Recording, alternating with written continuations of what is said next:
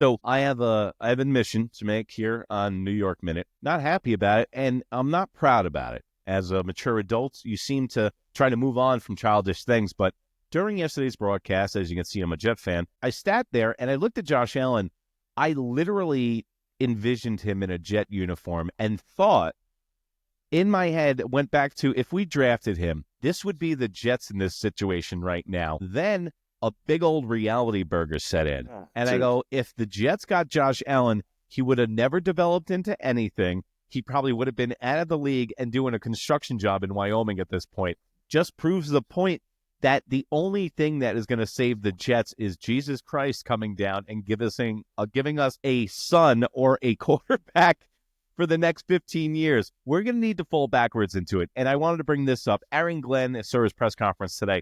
Also, the Jets get the general manager from the Denver Broncos, and I know nothing about the guy. I don't know anything about him if anybody tries to act like they do, they don't. And he was the assistant GM for the Broncos. He was in the building for a couple of Super Bowls and stuff like that. Listen, it's like a president. You're not going to be able to judge a GM until about 2 or 3 years down the road. And then we'll see if he's a good general manager or not. Aaron Glenn, I'm starting to thaw out on him a little bit. I was hoping that, what's so funny? If Mike McDermott got fired from the Bills, I would want him as the Jets head coach tomorrow. He doesn't work for my storyline. It doesn't work, but I would want Mike McDermott. But honestly, can we talk about that? Let's flush that through because I want to talk about that. Sean McDermott. What's his name? Sean McDermott, not Mike McDermott. Am I even calling him Mike McDermott the whole time? The whole show. I feel like... All right. That's what happens when you get 41, folks. Yeah, I'm just going to call him McDermott, all right? So, McDermott, where do you think he stands in coaches in the NFL? So, let's go right off the bat. Andy Reid, better. Sean McVay, better. Who else? Mike Tomlin. Mike Tomlin is a better coach than him. Sean McDermott. Kyle who else? Shanahan? 49ers never won anything. But I would take in every big spot. Okay, so you had to choose Sean or the head coach of the 49ers. Which one to coach the Giants? Which one are you picking? Great question. Would you say the Miami coach is a better coach? No. Okay, all right. I don't know where the line is. I need to see the litmus test here. You know what I'm saying? I need to see how deep the pool is. Let's bring it up. I just want to see. No. I just want to see where. All right. So, Sean McDermott as head coach of the Buffalo Bills. Sean McDermott is 131. Oh no, I'm sorry. Is 86-45. 656 winning percentage. 7-7 in the playoffs. That's not good, man. What do you mean it's not good? What is good? So, all right. Hold on. Jim Harbaugh's better than him. Kyle Shanahan's better than him. Andy Reid's better than him. John Harbaugh's better than him. Sean McVay's better than him. Sean Payton's better than him. Dan Campbell's better than him. Nick Sirianni's better than him. Nick Sirianni's got a Super Bowl. Dan Quinn is arguably better than him. That's 8. All right, so until 2018 or 2019? 2019. Pre-2019. Okay. Andy Reid was sub 500 in the playoffs. And now he's 14 games over. So I have to admit, Chris, that is a great example because Sean McDermott is Andy Reid on the Eagles right now. But Andy Reid on the Eagles had Donovan McNabb, who was nowhere. I mean, Josh Allen is a much better quarterback. And Donovan McNabb wasn't bad. I don't want to take anything away from him, but Josh Allen is a much better quarterback I'll than him. agree with you there. So, and then what happened? Look, we're forgetting, people thought Buffalo was going to have to rebuild this year. People thought Buffalo, they had the Jets winning the division this year. Yeah, and Miami being in the picture because Tua was back, and Buffalo lost all their receivers. What were they going to do? So when I was doing futures, the Jets were 1, the Bills were 2, and the Dolphins were a close 3rd. Yeah. And it was very, very close. So, We were expecting them to have a down season. I sent them a text message to my Bills fan buddy in August. Oh yeah, have fun with your down season. I picked the Dolphins to win the division. I thought the Jets were going to finish in third, and I was wrong about that. So Wow. I had the Jets having 7 wins this year, and I was wrong, and I was under, and I couldn't believe that. They laughed me off the fan because I would put $100. I'd put exactly $100 on the Jets to have 7 wins each year, and I hit on the last 2 years because that was always my joke, was like mediocrity. The Jets 7 wins. Like, how many? Oh, it doesn't matter. They wind up at 7, and this year they couldn't even wind up at 7. The Chiefs, me, Golden State Warriors, and the Chiefs were all going for 3-peats, and the last ones to do it were the Kobe Lakers were the first one, last franchise to get a 3-peat. I think that's the Kobe Lakers in any sport. You know what? And not enough is said, dude. Lakers. Kobe Lakers. So not enough is said about... Now, for a lot of our audience, you guys are younger and you don't remember the Buffalo Bills. So the Buffalo Bills in the 90s, when I was first cracking into football, my first memory of football is the Scott Norwood wide right kick against the Buffalo Bills. So the all-New York Super Bowl Giants, I know that's what got Chris and his whole family of boys fired up as being Giant fans. And you know what's so funny is I was a Jet fan, man. And, my team was like, I don't know, they were playing golf. But that was my first memory of football. And the Bills proceeded to go to 4 straight Super Bowls. And didn't It's win never one. been done. It's never been replicated, okay? And my big thing about the Buffalo Bills was they don't get enough props. I get the fact that they lost 4 Super Bowls in a row, and that's awful.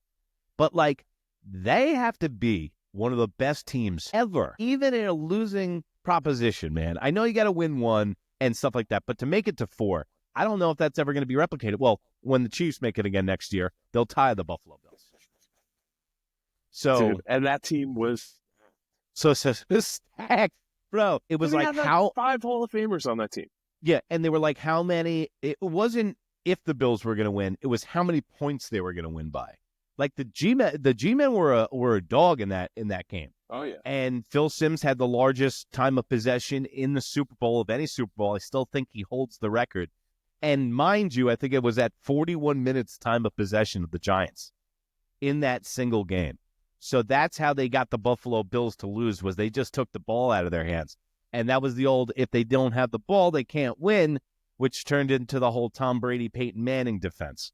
It's the old hack-a-shack, if we really want to go full circle. The old hack-a-shack.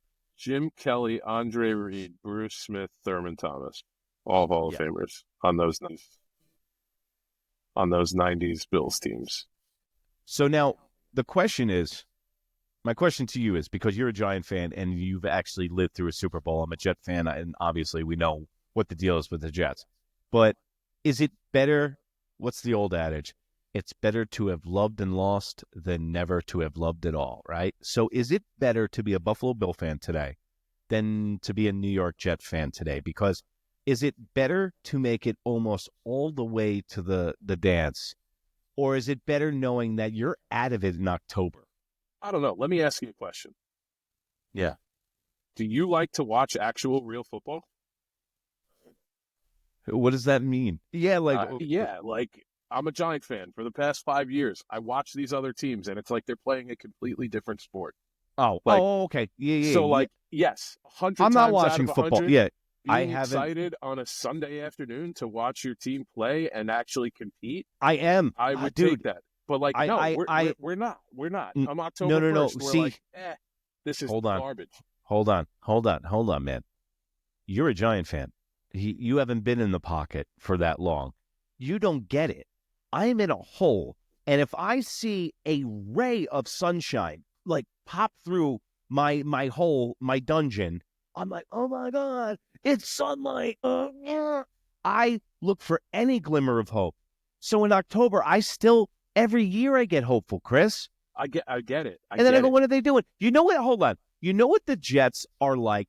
It's like being in a failed 30-year marriage, okay? I hate this woman. I can't stand her. I'm just here for the kids. And in fact, I don't even like the kids too much. She complains. She never makes me happy. And I have too much invested in this marriage. I've got 31 years in this terrible relationship, and I can't go anywhere. No, and you know And what I'm hoping, like do? in my twilight years, we fall back in love, and it turns around when the kids go to college. But I don't think that's going to happen. People get divorced, right? But not to their sports teams. Not Irish people. Not Irish people. You can't. They're like, I hate you. And they're like, well, why don't you get a divorce? How do we can't get a divorce? It's against the Catholic religion. Well, like, you're right. Like, as a Giant fan, like, I turn on Giants games now, and I'm like, I know what good is. I know what competitive is. And within the first 15 minutes of watching the game, I'm like, this ain't it. This team looks like they've never played before. Like, why does this look like this team has never played football? Anybody on it? Like, it's crazy. The term that comes to mind, Chris, is counterproductive. That's what I feel like watching the Jets. It's counterproductive because it takes 4 hours of my time away on a Sunday on Sunday, and then I torture myself. But I'll be back. Just like I always say, I'm done with the Jets. See you next week. I'll tell you what, the Jets do have this, like, I feel like the Giants don't have the same hype mobile. Because for the last few years, and maybe it's because I'm surrounded by a lot of Jets guys, like I really, like in my group of friends, there's a lot of Jet fans. But I feel like every year for the past couple of years, it's been like, oh, the defense is going to be number one. And, oh, Zach Wilson, like the hype mobile was like, even before Rodgers was like, we're doing something. They're not Jet fans. I'm sorry. Because if anyone thought, man, the Joe Beningos of the world, bro, this is going to be the worst, bro. Just expect the worst, right? The beatings will continue until morale improves on the Jets. And all these people that thought they were going to the Super Bowl this year, you should have your head examined. I got the video on my Instagram account, New York Minute. That's NEWYRKMIN. It's from June 14th. I break it down. I go, worst head coach in the league, worst offensive coordinator in the league, 41-year-old quarterback on the heels of an Achilles. It's going to be a bad season. Yeah, and I was exactly right, because I don't know how these Jet fans and all these pundits and stuff, they had them marked down for 11 wins. On what planet, bro? I was saying, like, I was like getting optimistic for my Jet fan friends, and then the season started, and I was like, you guys suck. Like, what? Oh my God, Chris! I just had an epiphany. Hold on, listen to this. I just had an epiphany. This might be great. Brian Cashman and the Jets are similar, because they are great at building up bullshit, right? Whether it's Brian Cashman with the prospects and the Jets' hopes for the season. We always are going to be like, he's going to be the next Mickey Mantle. We're going to the Super Bowl. And what do we get? We get Ramiro Mendoza, and we get our season over in October. That's what we get. Do you just sit and watch Jet games all the way through, or are you like Red Zone? Oh, no, all the way through. Yeah. You love the torture. No. Hurt myself, Chris. I hurt myself. There are some Sundays where I'm just like, I'm just going to watch Red Zone. And what is so fucked up is that I have gotten more galvanized. I've gotten more emboldened. I'm like an insurgent at this point, okay? The town's been wiped out. My wife's gone. All the kids, the schools, the hospitals, they've been wiped out, Chris. And I'm just left with me and my thoughts about the Jets, okay? And now I'm like, you know what? They're so bad. I'm digging my 10 toes down, as the kids like to say, standing on biz, Chris. That's what I'm doing with the Jets. And now I'm even more in the deep dive. I was looking at prospects. I'm looking at mock drafts last night at 3:30 in the morning. Oh, yeah. Yeah, mock drafts. Another defensive end that's not going to do shit. That we're going to trade to the Giants eventually, or the Seahawks. Oh, or we're going to get the wrong Williams. We draft the wrong Williams. You're not kidding, dude. You're not kidding. I mean, it's just... So to circle back, I would 100% think that it'd be better to be a Bills fan than to be a Jets fan. Yeah. We'll just close that loop, because I'm dying to see competitive football, and I was not one of these guys who was like, "Oh yeah, Daniel Jones took us to a playoff game." Blah. Like I was like, Because you "Get have a rid of this brain. guy. Get rid of this guy." I said, "You know what? The Giants didn't learn in the 90s when we had a Duke quarterback named Dave Brown driving the franchise into the ground that we were like, yep, we're going to do it all over again." I just think that hey, there's the banker that I go to see is a young kid. He looks like a down the line mix of Sam Darnold and the quarterback from the Giants. What's his name? Daniel Jones. Daniel Jones. Yeah. He has red hair and looks like Daniel Jones. I'm like, yeah, and he's a big football head too. So actually he watches the show. So I think his name's Daniel his name's Daniel at Wells Fargo. So thank you. Appreciate you banking for me, buddy. Yo, yeah, I'd rather lose in the Super Bowl. I'd rather be the New York Yankees, make it every year, and be disappointed because I got some Super Bowls in my pocket. I ain't got no collateral. I ain't got no Super Bowl collateral. And the Jet fans, dude, are so loyal and they're so good. But with all this nonsense about Fireman Ed going on, did you hear about all this nonsense? Just go away. Just go away, man. Just go away. No one cares. Your season ticket holder, great. It was cool Super when Rex fan. Ryan was here. It was fun. Chris, if you wear Hulk hands to a football game and you're over the age of 8, you're a moron, okay? If you're Fireman Ed, and you might get pissed at this, guys, enough's enough. You're talking about Jumbotron time. Dude, get on the internet, get your own show, simulcast, watch it at home. You can get millions of hits, more revenue in your pocket. And not to mention, the worst place to watch a goddamn football game is in the stadium, especially that air conditioning unit that we got in New Jersey. And I've heard enough of him. Listen, man, Fireman Ed, thanks for your service. Thanks for being a fireman in the local tri-state area. Obviously, I dig that. I digged you in the 90s and 2000 when you were on the guy's shoulders and shit. But once these guys start thinking that they're actually something that's a part of this team, you're not part of the franchise, bro. You're a fan, okay? Just like me. There's no difference between me and you. You've just been going longer, okay? That's it. And then the Hulk hands guy. You were an asshole, okay, Hulk hands guy. How quickly we delved into this fandom being tortured. No. Fans piss me off. They're the same guys that, they wipe out a whole family for a T-shirt being shot out of a cannon. Like, I don't go for foul balls, dude. And if I ever get one, it's going to a kid. Like, I don't care about a T-shirt, on T-shirt. Like, well, but then, yet again, I am a hypocrite because I was bitching about the basketball jersey from Juan Soto.